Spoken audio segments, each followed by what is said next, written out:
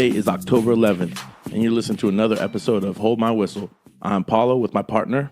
I'm Foy. And today, of course, we're doing our starting lineups and our Shit the Bed Sunday. We're going to give you the MLB playoff situation. We're going to have our Throwback Thursday jam session. We're going to be talking about some costume ideas and going on from there. Halloween's coming up. You know, trick or treat. Yeah. Give me something good to eat. And I'm always hungry. Yeah, candy's always a good choice. All right, so let's get into this next episode. Sean, why don't we just start off with you and your starting lineup?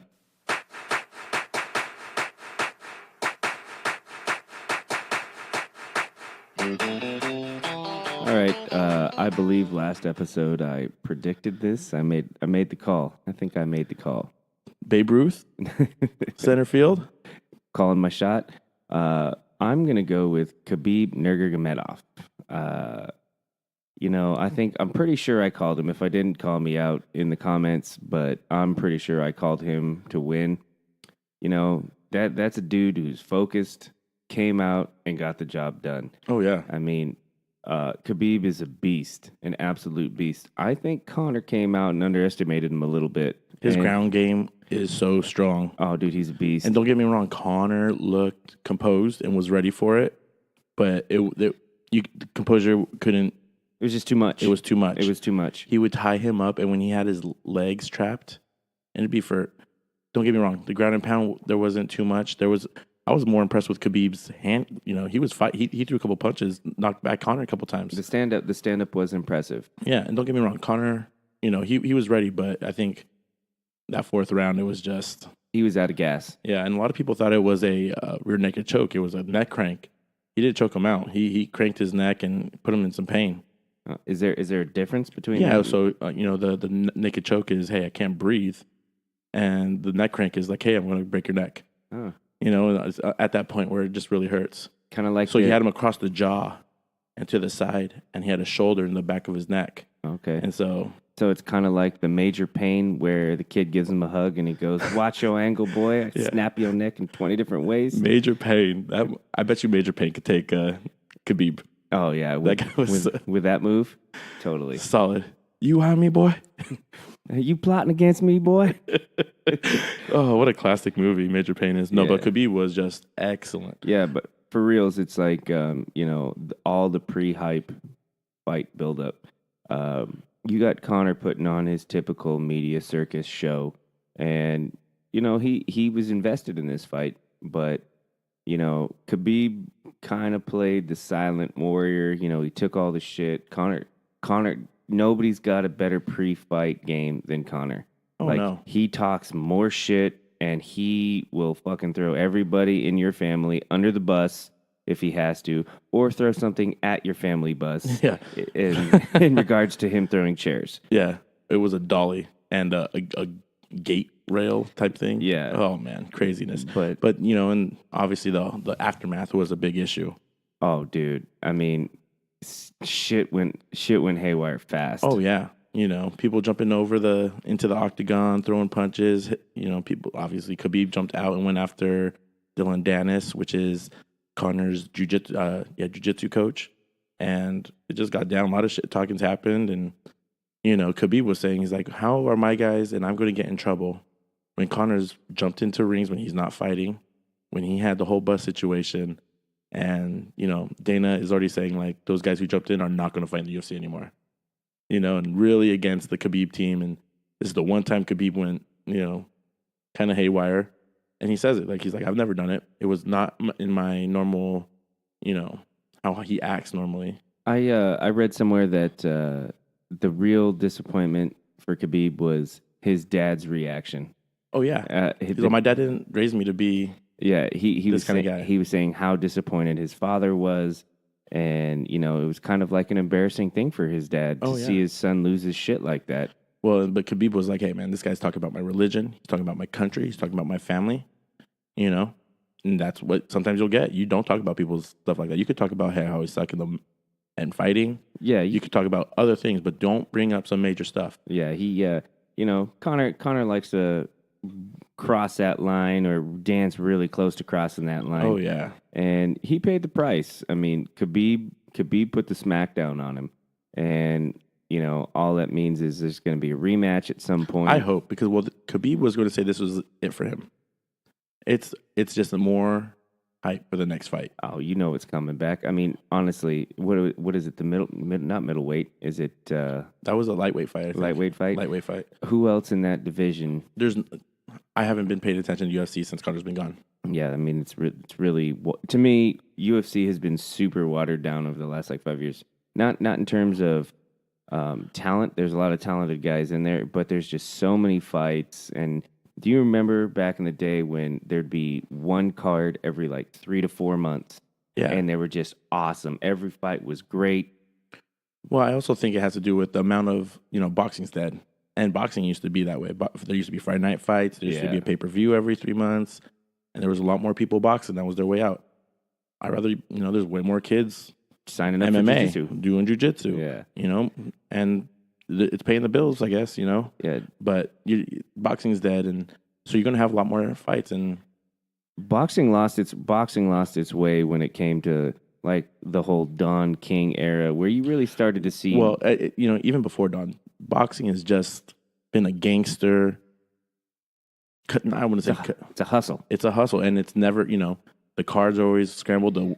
It's shady. It's very shady. It's very shady. Real good boxers have lost matches, and people have died after fights. I mean, perfect example for me when you think of boxing is Roy Jones Jr. fighting in what is that, the '88 Olympics in Korea? I think it was. When he completely dominated. Oh, he whooped that guy's ass. And that was the Olympics. Yeah. When Olympic boxing is corrupt, it's not a cool sport. And that's allegedly the highest level it's going to get. Oh, yeah. To me, you're absolutely right in saying boxing's dead, and MMA is the thing of the fighting sport of the future, and I get that. To me, it's just if they'd hold off on some of these main events and just kind of stack the card a little bit with just ridiculous fights like it used to be, because because how it is now. When the UFC started, there was no weight classes. There was no rules. It was no hair pulling, no eye gouging, no, you could hit in the dick. It was those two, I think. No biting. Yeah, those were the 3 rules. Watching one of the Gracie brothers fight Tank Abbott, giving up 200 pounds. Oh, dude, it was insane. Those fights, you'd like to see that, because initially that's what it was. It was get the best jiu-jitsu guy, get the best Muay Thai guy, and let's see which style wins. Yeah. And now everyone's MMA, and they got a little bit of everything. Yeah, there's a lot more well-versed fighters. Yeah, and so it's a little tough, but the fighting is good. These fighters are world class. Oh, they're legit. They just don't know how to sell themselves. Yeah, and back to my point about Conor and his showmanship, that dude knows how to market himself. He went from, a relatively smaller card, and then, he won some fights. Don't get me wrong, the dude's a good fighter. The dude can scrap, He can throw down, he's not scared of anybody.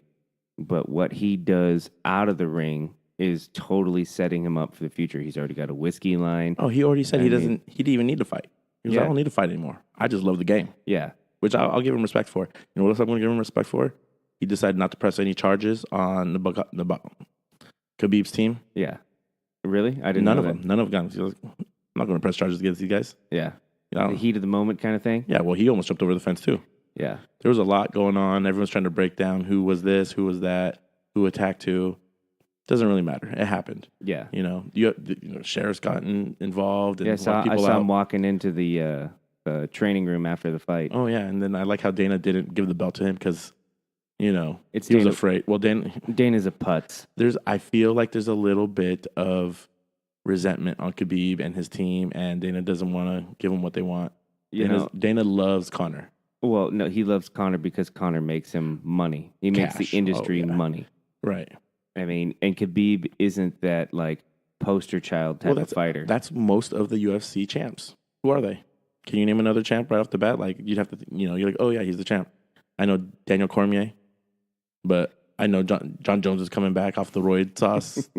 And I mean, Cormier's a poster child kind of champion. He says the right things. He does the right things. But when it comes down to it, he can't fuck with John Jones. Oh yeah. I mean, granted, John Jones is on steroids, but whatever. I mean, steroids might make you tougher. I mean, in terms of faster recovery and things like that, but it doesn't help you dodge fucking punches. No. Might help you throw a couple though. A couple mean ones. John Jones is an awesome fighter. Yeah. I just hope to see him fight clean and see what he could do. Yeah, that'd be a very interesting fight. But Khabib in the ring during those rounds was phenomenal. Yeah. And that's, what it comes down to. Is it safe to say he's the best fighter in the lightweight class? He's undefeated, never lost. I don't know how many matches, 20 something or 17-0. It's ridiculous. And he's fought competition. He's defended his belt, a handful of times. He's the man. He's the man right now. And I hope he doesn't retire. I'd like to see him fight some more. Yeah. We want to see some people go at it, but for sure, fighting, he's the man right now, and he's your starter. Yeah. Who's in your starting I'm lineup? still talking UFC. For me, it was a cool card. I actually liked watching the fights, and it started off with like Michelle Watterson, the karate hottie. Have you seen her? Yeah. She's pretty hot. She dominated her fight. She crushed some other chick, whatever, but it was just fun to watch her throw some kicks and win the fight. And then there was a heavyweight fight with Derrick Lewis, who was my starter. Derrick Lewis has become my favorite guy of the week. I've jumped onto his Instagram, watching all his videos. His post-game, his pre-fight interviews are hilarious. Oh, dude, it was great. Well, because I'm sitting next to your cousin Tommy, and we're watching the fight. And all of us, he wins the fight last second in the third round. Crushes 16 that guy. seconds, bounces his head off the mat a couple times. Not to mention, this Russian was like 4 inches taller. 6'8".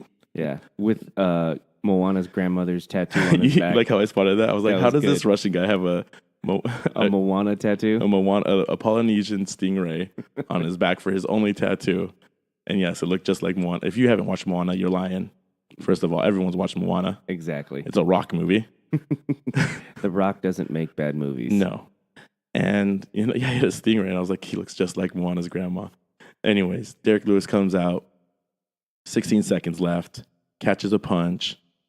Guy falls to his back. He jumps on top of him, throws a couple blows, and the last two he connects, it's lights out.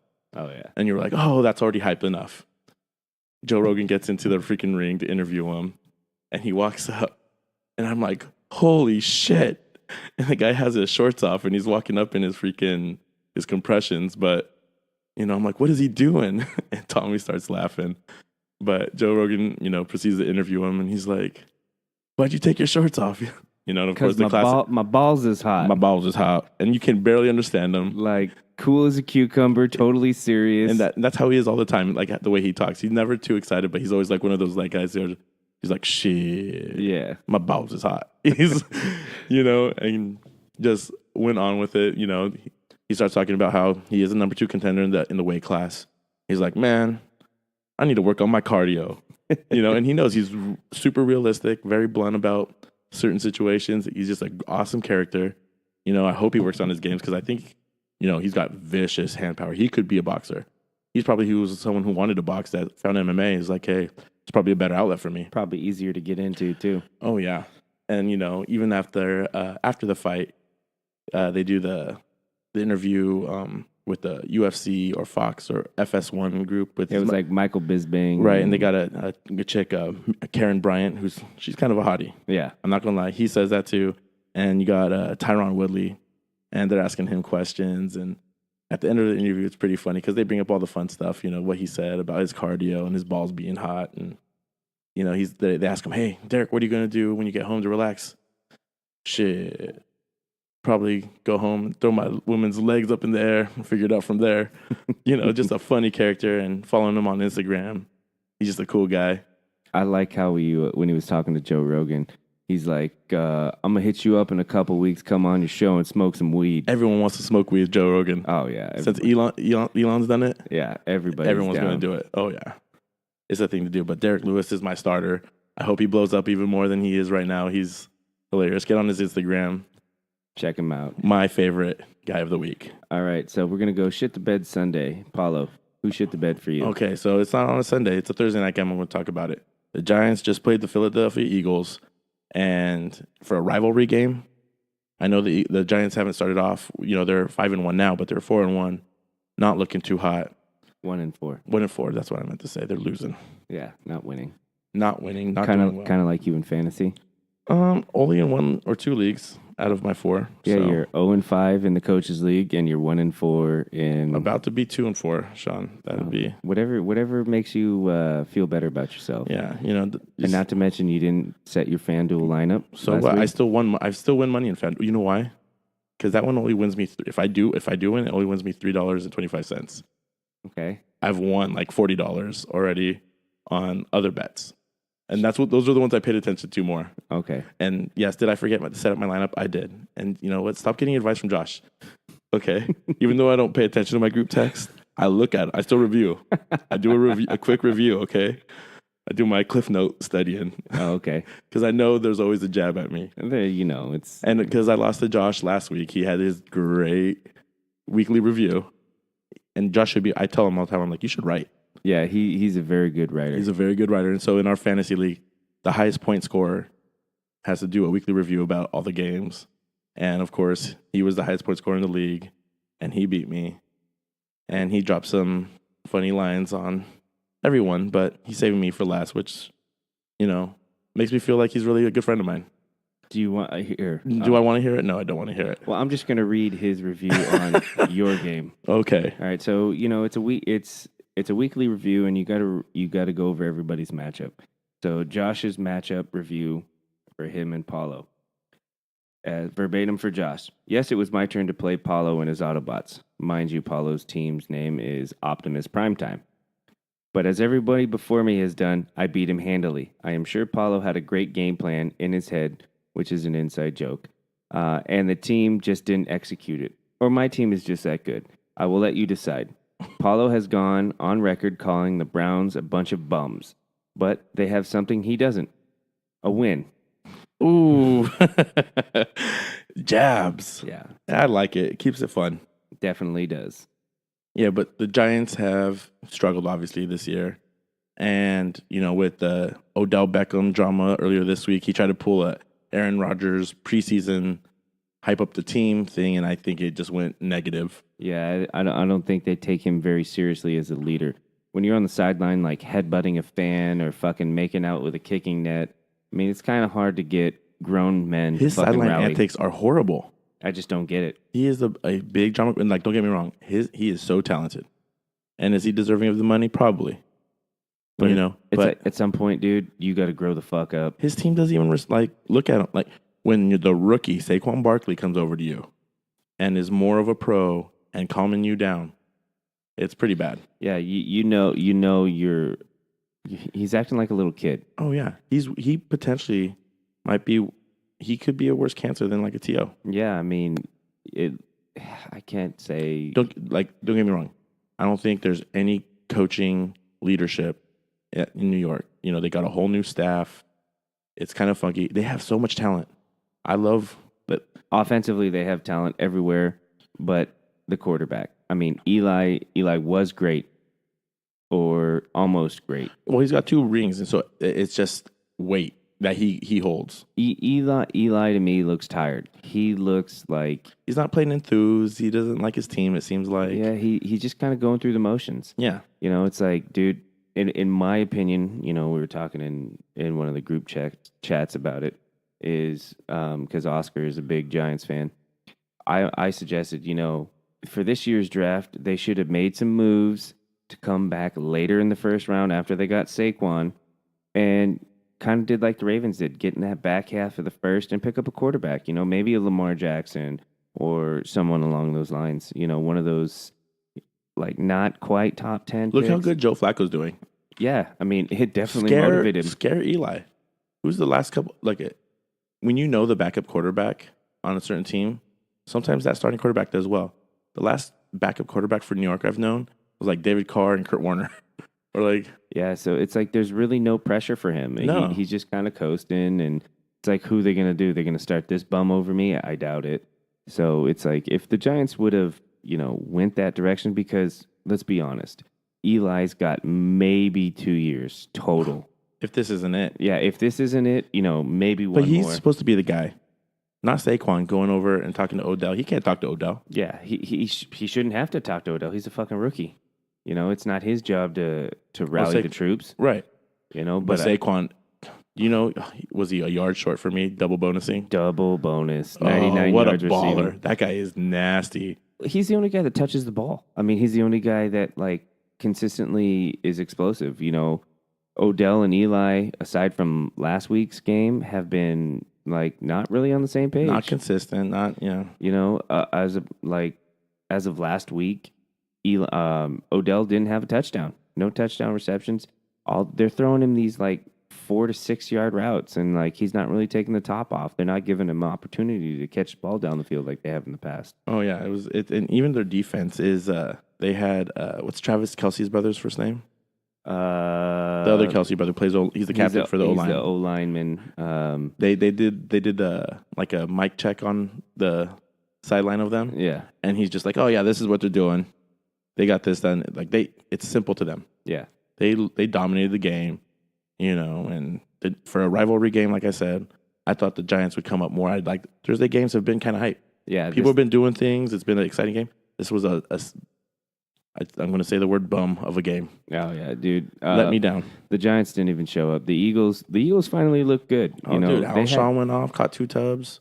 They hadn't looked good. Algalor's catching the rock. Yeah, they hadn't looked very good so far this year. It was the beginning of the 4th or the end of the 3rd, and again they were doing the mic'd up. And it was like, come on, guys, let's have fun. They were already bored, right? They were just going through the rotations like we already won this game. Oh, they knew it was over. Oh. The Giants, aside from Saquon, had no offensive output from anybody. Yeah. I mean, I think Odell went 5 for 50 or something very marginal. Killed me. Well, so they definitely shit the bed Thursday.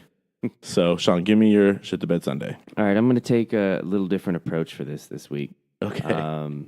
Being that this past Monday was Columbus Day, little fun fact that the Atlanta Braves and the Tomahawk Chop, the Cleveland Indians, teams with Native American mascots, were both eliminated from the Major League playoffs.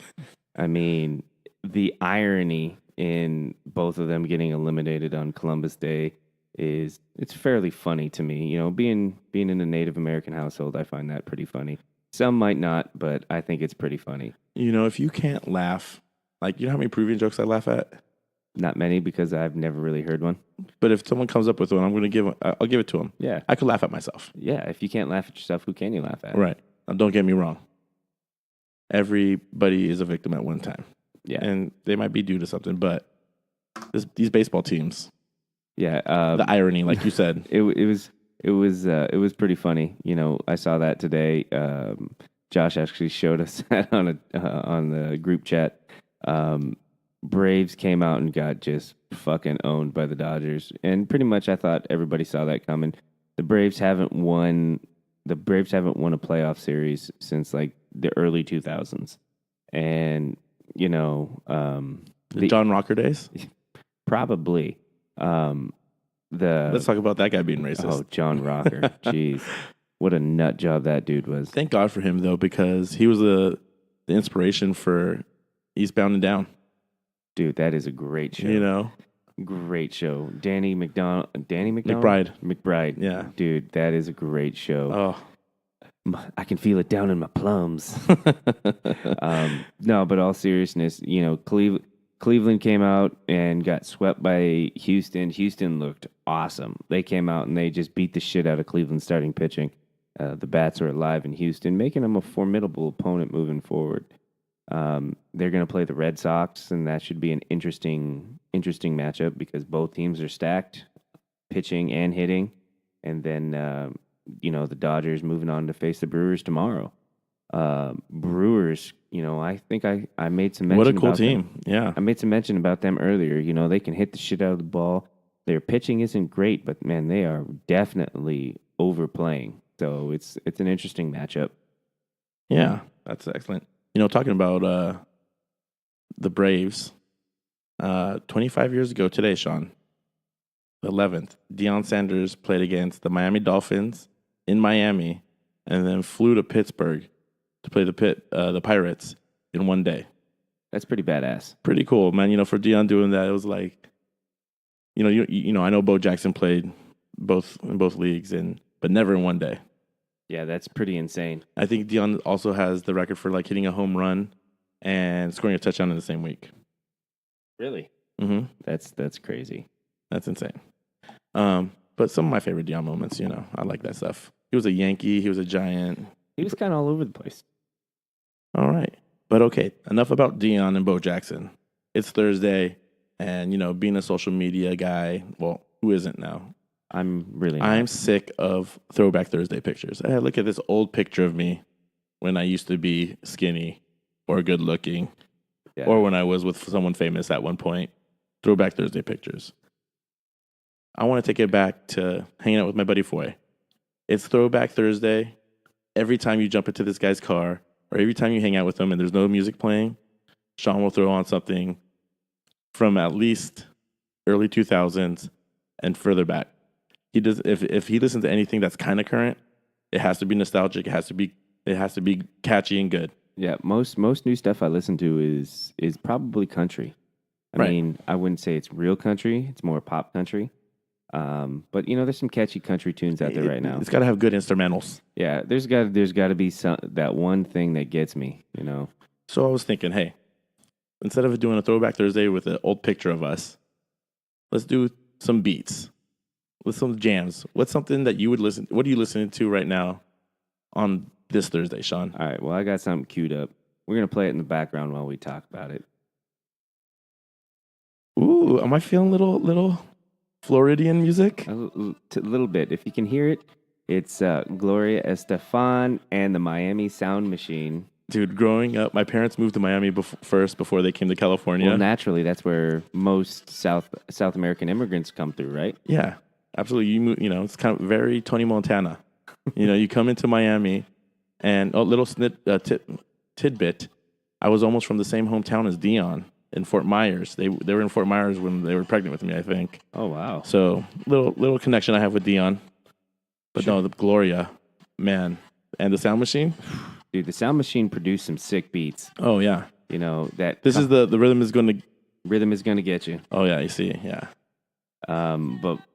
She was so hot. Oh, she was such a good She had that looker. 80s curly hair. Oh, it was sick. So and, good. The mole was on point, kind of like Cindy Crawford mole. You Cindy Crawford. You got, what's the girl from the 50s with the blonde hair? Marilyn Monroe. Marilyn Monroe. She had a classic mole. Yeah. And she could, Gloria can dance. I mean, she still sings good. The Miami Sound Machine had an awesome horn section. Oh, dude. And they always wore shades and... Oh, yeah.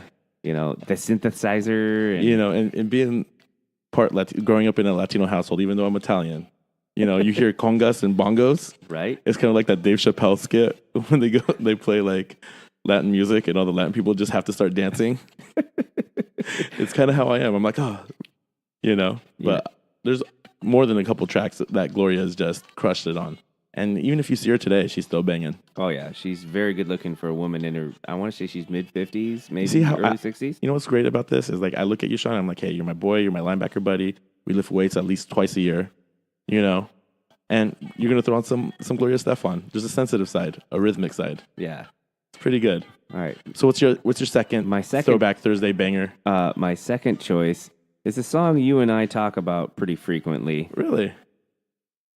Oh. Ooh, this is pretty much our warm-up before our pre-show. We listen to this almost every pre-show, yes. You can't hear it. It's Method Man and Redman, the Rockwilder. Yeah. Off the Blackout album. It was perfect because it was hey, it was kind of near the end of the Wu-Tang Clan era.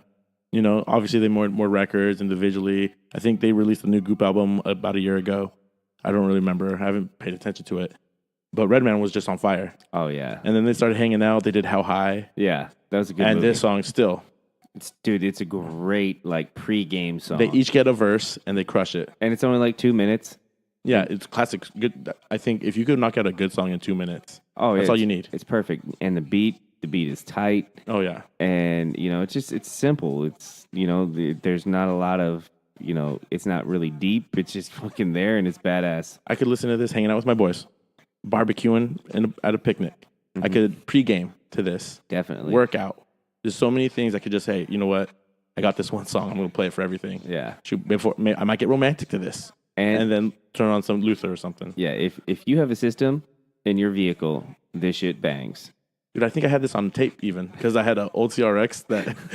Dude, today's kids will never know the struggle with tapes. With a hard rewind, like, How about recording songs off the radio? hitting the two buttons at the same time? Oh, it's like, shit, I missed the beginning of it. I used to get mad at DJs who talk over the intros or talk too early. And then I'd hit record. Just ruined. You freaking ruined it. And then it's like, after a while, I'm tired of this mix. Let me record some new songs over. Oh, yeah, you record 2 times over the same tape and it's just done. Super staticky. Yeah. And the worst was getting that tape stuck into the player. Oh. Then you had to when it would get unspooled, you'd have to get a pencil. And roll it back Get that number 2 out. Yeah. Oh, man. So those are my 2 choices for today. Okay. I got a couple beats, little fun ones. You know, this is one that I've loved growing up. It was something that we'd listen to, like going to the skate rink. Is that what I would say? Yeah, I'm gonna skate rink. You went to a skate rink? You've never gone to a skate night in school? The only time I think I've ever gone to a roller rink is probably for a birthday party. Because if you don't know me, I am so challenged when it comes to rollerblading, roller skating, skateboarding. This is the jam. This is pretty much my jam. This is it. Like, you know, you go into the skate rink, you have some busted ass skates, or you get, you know, the rentals.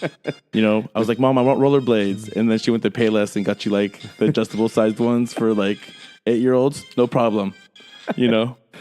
You get a slice of pizza that sucked. You got this, yeah, it tastes like cardboard. Oh, the worst. You got the multicolored light spinning around. Oh, you got all the games. Machine. You try to win that big soda because you're sweating bullets. You're trying to get a dance with the hot chick. You're trying to impress the hot girls. Oh, man. Got to wipe off the sweat. Yeah. I better win this freaking red light, green light so I could get a freaking big Fanta.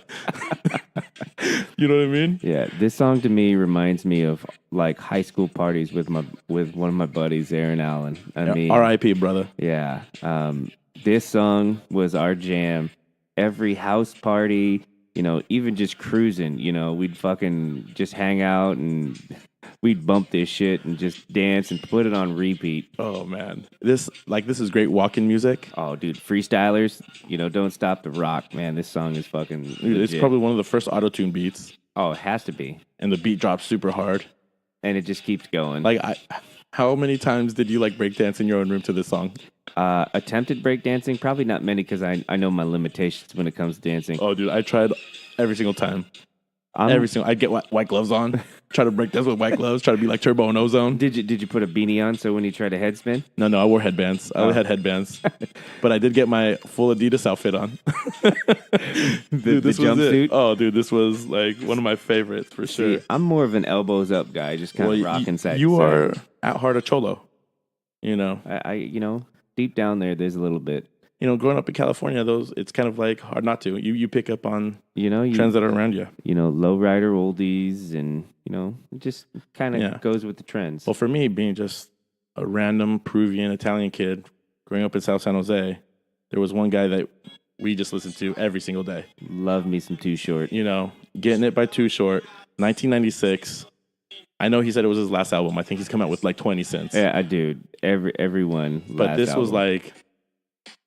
This is like a Bay Area love song. You know what I mean? It was awesome. And if you know me and you're like, hey, Paolo, bring some beats. Every single time, I'm going to put on straight Too Short or E40. Yeah. And they'll be like, can't you mix it? And I'm like, it's on shuffle. Yeah. And it'll just be Too Short E40 shuffles.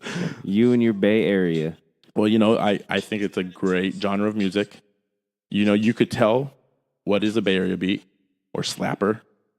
Slapper. Slapper. What's slapper? Like a knee slapper. Oh, but okay. You see what I'm saying? Yeah. We got lingo that's different than everybody else. Okay. But this is like, he's one of the best storytellers. He's one of the best rappers. This beat just gets me every single time. It's Too Short. If you can't bob your head to some Too Short, you shouldn't listen to music. This is cruising music. Totally. Window down, hand outside, but one arm on the steering wheel, just mobbing. Yeah, so those are our jammers. Throwback Thursday. I'm liking it. You know, it's not too bad. I just like sharing music that we know with you people. You know, if you like it, let us know. If you don't, share some music. But growing up, in the 90s, those are some songs that we loved to listen to when we were Younger? Younger. I'm old now. It's going to be hard for me, having like, how do you introduce music to Grayson? Your son's 10. Well, Does he listen to any music? I really don't know what his music I remember forte being 10. is. I remember being 10 and being like, looking through my parents' record album. Like, what do these guys listen to? What can I listen to at home? Music's so easy for kids to listen to now. Oh, it's on their available own time. Everywhere. That before, when I was a kid, I was like, shit, I had 3 tapes. And you had to listen to the radio. You had to listen to the radio. And I had to listen to the radio. Like, you know how many times I listened to the Saturday Night Fever record? And Willie Nelson and freaking, what's the freaking Mexican guy who sings To All the Women I Loved Before? Is just the records we had at home. Thank God they had a Parliament album. Dude, I'm telling you. Tito and Patty had Parliament. They had Willie. They had AC/DC, Dirty Deeds. There's just some randoms in there. That's very eclectic. They had that La Bamba 45 was my favorite. I wore that thing out. Hey, no wonder you can karaoke that song. Dude, so good. We've talked about it. That is such a great story. But seriously, like, what did your parents have or what did you have in the household? So, my tata didn't really listen to music. My nana, when she drove to work, she had Randy Travis tapes and some George Strait tapes. And she'd listen to the oldie station. Yeah, oldie station. Oh God, I miss the oldie station. Oldie stations that you'll never know. They were so good. It's like I still bump to it. Like my favorite Pandora station's Lowrider Oldies. Yeah. You get some Brenton Wood in there, maybe some War. Exactly. Little Earth, Wind, and Fire. Just mixing it up a little bit. There were some great bands, and so like for me, I play a lot of music in the house for my little kid, and he doesn't get it yet. But actually, so they just put Smoking the Bandit on Netflix, and because of course they always stay up to current, because of Bert passing away. But I played him, the movie, and he was kind of watching it, and it's big trucks and fast cars the whole time. Oh yeah, which is awesome. So he's like, "This is awesome." And they started playing the music, eastbound and down. And he starts hopping up. I'm like, "You like this?" He's like, "Yeah." I was like, "Oh, cool." And you're only 19 months. That's awesome. So that's, little hope for the kid. Little hope, but. Like when I'm in the car with Grayson, I'll play pretty much whatever's on my phone. But has he ever been like, "Who's this?" Sometimes he does. There's some songs that he likes. Like his pregame baseball song is totally random. And I'm sure... But he has a pregame song. That's cool. I'm sure nobody's ever heard of it. It's a metal song. His pregame baseball song is Mermaider by Death Clock. And if you don't know who Death Clock is... It's the cartoon band. It's the cartoon band on Metalocalypse. Yes. They're awesome. And all my metal friends just talk about them like... Dude, it's only one dude. It's only one dude. All the characters? Yeah, all the characters is one dude. And he sings he does all the instruments? He does Oh, everything. That's talent. Very Prince-like. Yeah. That's his favorite song before baseball.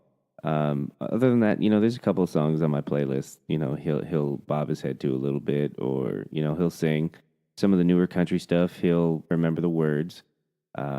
Rue likes a couple of songs. Rue likes a Galantis song. It's called "Put Your Love on Me." What's Galantis? It's I don't know. I was watching Twitch one day, and the streamer was playing this funky like Euro beat song, and kind of sounds like the Venga Boys, if you know who the Venga Boys are. The Venga Bus is coming? Yeah, We Like to Party. It kind of sounds like that. Yeah. So every time we get in the car, Daddy, can we listen to that song? Which one? Put Your Love on Me. Sure, baby. I'll play it for you. Put Your Love on Me. Oh, yeah. That sounds bad. Yeah. That's not the best title. No, it's really not, but it's a catchy tune, and she knows the words, and she loves to sing it, so it makes me happy. That's cool. So, the songs with a lot of cussing, I try to skip through, but there's some songs I just can't pass up. Oh, yeah. I don't cuss at home, really, unless I'm really mad, and... The car is your getaway. Yeah. I have to have music, or I have to. You don't have somebody. A garage. Yeah, if I'm driving, I have to bump some music, or I have to call somebody. I can't just drive with no sound. No, it's just completely. I'm really pissed, or I'm crying to myself if that's happening. Yeah, it's game over at that point. I cry all the time. Wow. Just kidding. Don't tell anyone. That's my sensitive side. Well, hey, it's October. It's that side. It's that time. Jack-o'-lanterns, pumpkins, candy, costumes. Sean, what is your go-to costume for Halloween? All right. So back in the day, I don't know if you remember, I went to this Halloween shop, I don't know how long ago, probably high school. It was like a wizard shoulder piece. It had like big pointy shoulders, and it had a hood on it with two horns and an opening for my face. I wore that like for 5 years in a row, Oh man. and it is probably the best thing I ever bought that my wife got rid of because she hated it so much. I Oh. wore it every year. So wait, when was the first year you wore it? Oh God, like 2000, maybe 2001. Oh man. It was so good, and I wore it all the time, and my wife hated it. My mother-in-law put it on one time, and it was the funniest thing ever. It's like everybody got a kick out of it, and then all of a sudden it just disappeared. Yeah. I cannot. I hate when you realize that something got thrown away. Oh, dude, it's like, oh, where is that? Oh, I didn't lose it. It I- got thrown I away. That's know I different. didn't That's lose it. different. Oh, I know yeah. I didn't lose it. That you know? would piss me off, but it's gonna happen. I'm sure. I've only been. I'm almost on 2, Yeah. and only a couple things have been. We can still argue about throwing things away. So See, I'm when a, she does it, when she doesn't tell you, like no harm, no foul, like I'm a big proponent of throwing things away. I don't mind throwing things away, but I just like to know. Yeah. Let me say my goodbyes. It's like, let me do it. Like if there's a hole in something I have, like something that you can't come back from. Dude, you've been wearing the same sock with a hole in it for like 3 years. Well, that's different. Is it? Like if it's underwear or a shirt. Oh, dude, I get a hole in my underwear. They're gone. Yeah, I'll I take get it. bad chafing. I'll take it, and then I'll be looking at it. It's like, God, I can't wear these anymore. And then I'll tear You them make apart. it worse than it is. I'll tear them so they're completely unwearable. So I have to throw it away. That's funny. Yeah. So for me, I was a Ninja Turtle from like the age of 8 to 12. Which one? All Mike. of them? Mike. Well, I'm not going to lie. The first year, I made my mom, she got Raph. And I was like, that's the wrong one. Like, Come on, Mom. and there was no DIY in 92. No way. It's like, You had 3 costumes to Mijo, choose from. I went to Target with all these other kids and then got this for you. You're going to wear it. And I was like, okay, Mom. You're either a vampire. Yeah. The cheap ass teeth and fake blood. Everybody at some point has been a vampire. You get like the double application of LA looks and slick back your hair.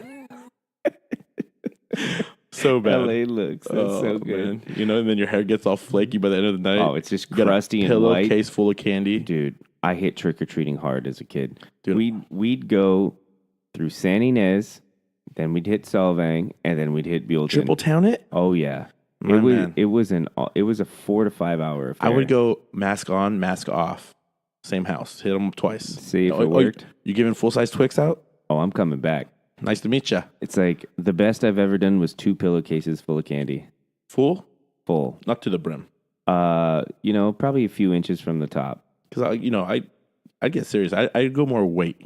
I've gone close to 10 pounds. That's legit. That's where I've. See, It's a long night. Because then at the same time I was like, let's hang out with chicks. Like you got to talk. yeah. See, nowadays kids are soft when it comes to trick or treating. Well, let's do the downtown trick or treat, safe neighborhood. Is it lit? We're going to trick or treat at 4. Yeah. Why are you trick? It's It's not even yet. dark. I mean, I'll see kids walking out and it's like 4:30. How are you guys? I haven't eaten dinner yet. I haven't even eaten dinner yet. It's like, sorry, kid, the candy's not set up yet. Come back in 2 hours. Oh yeah. Wait till the sun goes down. You know what I had that I wore for a couple weeks? It was like my backup. Like if I, work party or just didn't have anything really, because you get to that age where your parents aren't going to buy you a costume. They're not going to take you to Target to get you the costume. But my parents used to have the adult parties, right? And adults used to go hard. Oh, yeah. The adult parties were just as fun. You see your uncle all fucked up. Hey, Paul, you want a margarita? Yeah, Uncle Mike. I love a margarita. And he's dressed up like who gives a stink, right? But at the end of the party, this guy had like a real legit like latex cone head. Remember the cone heads? Oh, yeah. And I had this cone head like straight from the movie set. It was super legit. It matched my skin. And I'd rock this cone head and everyone loved it. And I had it forever. But the latex just gave out after 5 or 6 years. But that was a go-to for sure. I'm sure it did. Oh, yeah. God. So what about this year? What are you going to be rocking this year? God, I haven't even thought about it. I've been seeing those purge masks. Have you seen them? They got the lights crossed out. It's a mask and they have like LEDs in them. No, I haven't seen it. It's simple. It's easy. I haven't. Veronica and I haven't. Well, Veronica's dressed up for like a work party, or she'll work the tribe hall has a Halloween party for the kids. She's dressed up for that, but together we have never Well, dressed you up. never did the couple costume is Never. a must. You know, Me and Elise always want to be like, hey, she could be Khaleesi and I'll be a dragon. We talk about it throughout the whole year. We never do it. no, right? This would be a great costume What idea for the both of us. What is Lincoln going as this year? Well, we got him one costume, which Oh, that stupid Blippy thing. Blippy, who's balling, but we're also just going. He might at least wants him to be like Darth Vader, Okay. which is cool. I don't know if he's not a mask kid, but we went to the hardware store today, and I was kind of like, because he wanted to get the hard hat, right? And I was like, oh, okay, you want to be a construction worker? And then From I the went instantly, Village People? and that's what I went to. I was like, nope, put that fucking thing away. Yeah. You're not going to be a freaking construction worker. And all of a sudden, he's going to hang out with you, the Native American. You know? Hey, it's not cool to be a Native American anymore on Halloween. It's frowned upon. It is? Yeah. What about what is it count if you're the village people? Well, I don't know. People are kind of sensitive about that. No headdresses, huh? No headdresses, no little Indians. What happened if I dress? What happened if we do it all like a Cleveland Indian? And we do it like a instead of like a biker that's all in leather, we do like Lance Armstrong. Change it up, but it's still the village people. Right? Gay. I said the G word. I'm sorry. God, Paolo, you just can't stop saying that, can you? It was a 90s thing. Gay used to be like the curse word everyone used. Yeah. And then everyone had to pump the brakes. There was the F word. I don't say the F word very often. Oh, I do. I have to. It's like second nature. Just kind of rolls off the tongue very easy. It does. Well, it means cigarette in Europe somewhere. Right? Sure. I'll give you that one. Would you ever dress up like I always wanted to get like the Ronald Reagan face mask and be from Point Break. I want to be that'd be a good one. You right? Just get all the presidents. Yeah, dude, you want to talk about a good movie? That's Swayze and Keanu. Utah. Give me two. Oh, and Busey. And Gary Busey. And Red Hot Chili Peppers. Anthony Kiedis. Shh. That movie, I can't believe they remade it. It's such a good movie. We're just going to have to fuck you up. Dude. Have you watched the remake? Yeah. I refuse. It was, I think it was like on Netflix or Hulu or something, and I watched it and it was just a downer. It's more of like an extreme sports movie. Yeah. I got that from the previews. Yeah. So I wasn't, like, was it decent? It was decent. It was not Point Break. No. It's not Swayze. He's not coming back. It's not Keanu. It's death on a stick out there, mate. The 50-Year Storm. One of the best movies. What? Why'd you let him go? I will get him when he comes back in. He's not coming back. Keanu in his monotone voice. What was the chick? She was the tank girl. Lori Petty. Kind of hot. In the army now. Yeah. Kind of hot. I'll give it to her. She was a hot 90s short-haired chick. Yeah. She was the first one. Little punk chick. Yeah, to really rock that short hair. That scene where she like takes off her bikini under the towel. Yeah. I was like, oh, my little 12-year-old body started going crazy. Side boob. But yeah, I'm going to find out what I'm going to be this year. I might be Nacho Libre. Everyone kind of wants me to be Nacho. I'm not. I fit the body, and a lot of people give me the Jack Black comparison.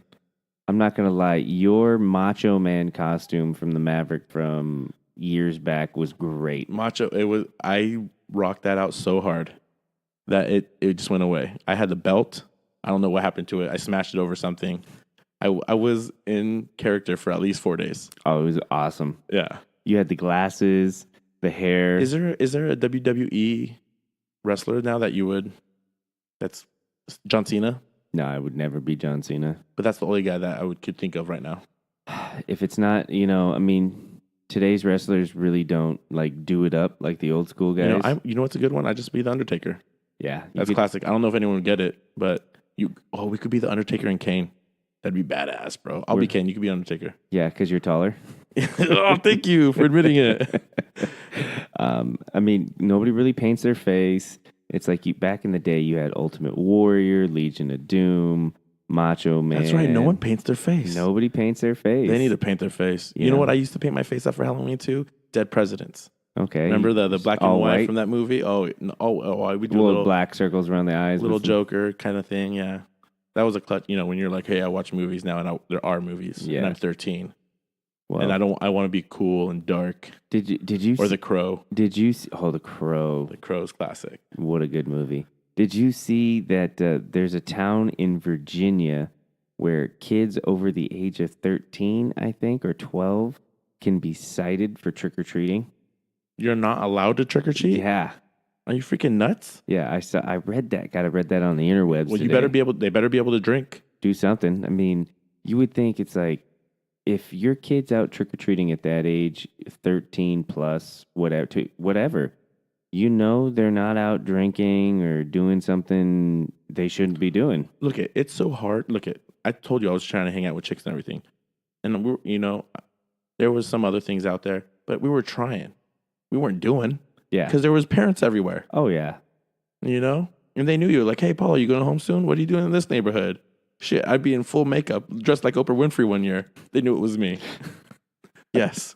I dressed like Oprah Winfrey one year. Awesome. It's when your grandma has a whole wig collection and you don't know what to wear.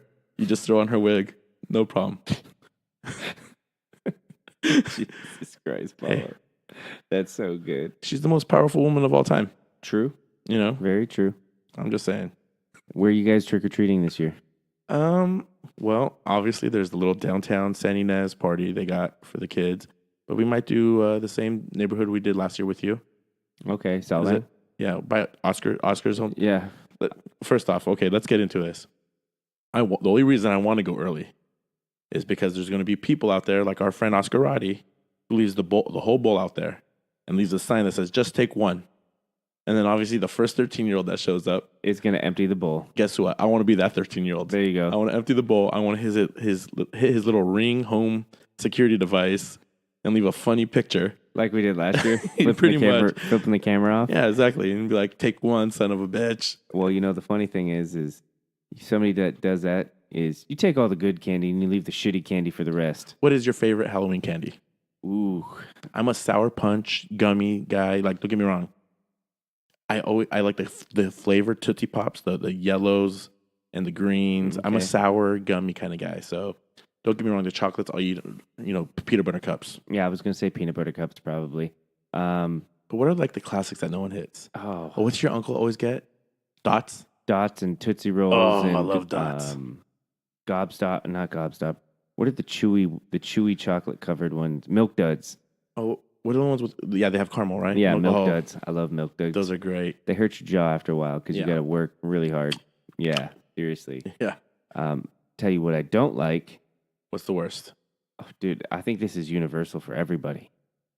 The candy corn. Candy corns. I hate candy corn. I'll eat a couple, and then it's just like, all right, that's it. I've had my quota for the next 364 days. So are you good at handing out candy?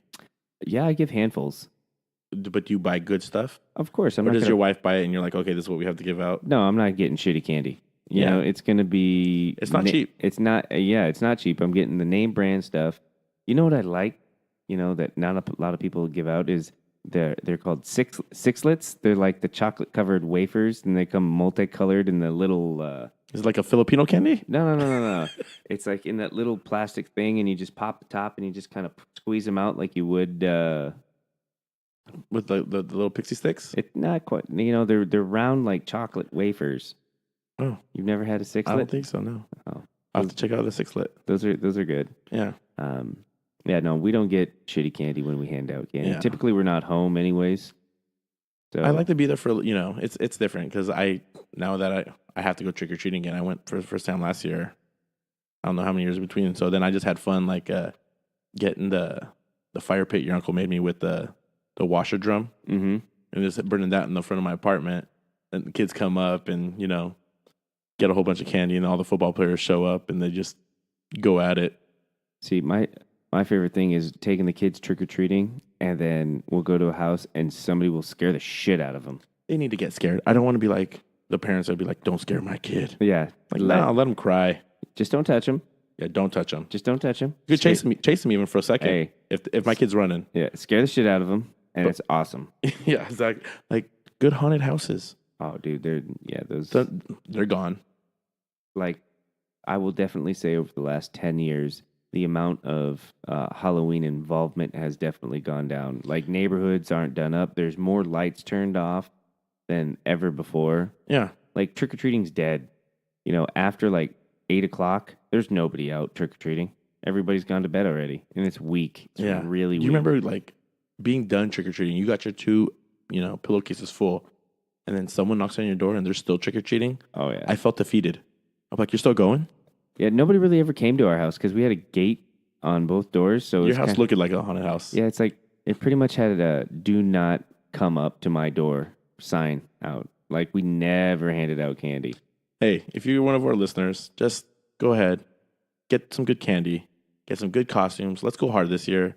I want to see your costumes. Tag us in if you take a Halloween picture with your kids, whatever. Let's see some fun costumes. I'm going to try to get crazy this year. Sean, throw some face paint on. Do something. No one wants to see your mug. Just do something. I'll throw you some sixlets. Oh, dude, I'm gonna say, probably the last time I truly dressed up was for work a while back. I dressed up like Joe Halloween Dirt. work party? Oh, dude, no, it was at work because you can wear your costume to work. I dressed up like Joe Dirt. I had the mullet wig. I had a flannel brush popper that I cut the sleeves off. I had some nice A cargo. brush popper. Is that just a flannel shirt? Yeah, just a flannel shirt. Okay. It was a yellow flannel shirt, and I had some cargo shorts on with big boots, and I had some aviator glasses. I was rocking the Joe Dirtler hard. My man. I love it. It was solid. Hey, we're still a couple weeks away from Halloween, but start planning now. Yeah, there's some time. Still got time. But that's it for us today. Hope you had fun listening to us, and we'll be back real soon, probably in a week. Sounds like a plan. All right, guys. Have a good one. Hit the music.